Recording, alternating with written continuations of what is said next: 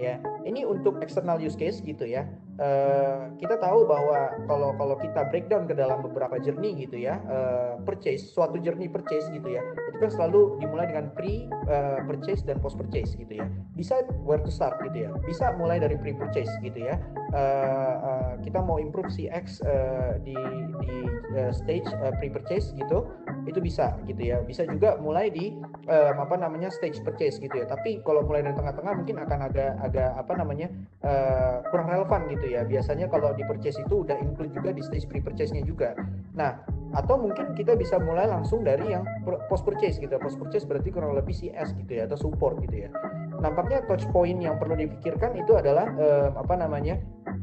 adanya messaging apps touch points gitu ya, atau mungkin built-in app gitu ya, digital touch point. Itu penting gitu ya, hadir secara digital gitu ya melalui touch point yang mana yang memang customer prefer gitu ya, yang pelanggan itu memang inginkan gitu ya. Kalau kita udah tahu touch point mana aja yang kita mau hadir, jangan lupa ya platform untuk digital customer interaction-nya ini gitu ya. Karena sekali lagi tujuannya dari DCIP-nya adalah untuk mensentral dan memanage gitu ya. Kalau hanya sekedar hadir tapi tidak tersentral, tidak termanage, nanti berantakan gitu ya. Jadi pasti butuh yang namanya DCIP ini. Dan pastikan DCIP ini itu dia bisa men-streamline semua percakapan dari multiple touch point. Kalau memang ingin hadir di multiple touch point itu ke dalam satu dashboard gitu ya, ke dalam satu dashboard atau ke dalam satu tempat gitu ya, sehingga tidak terpecah-pecah ya, bisa di manage dengan baik. Jadi build a team with customer centric culture. Jadi fokusnya itu kita harus punya tim yang dapat berinteraksi dengan customer dengan mindsetnya itu customer centric. Oke. Nah, yang poin yang berikutnya, kami punya istilah yang namanya zero friction CX design gitu ya. Jadi secara overall itu seperti apa? Yang pertama itu adalah tadi gitu ya, kembali ke poin 1 gitu ya, end to end customer journey-nya seperti apa. Dari situ mana yang ingin kita transform gitu ya, customer experience-nya.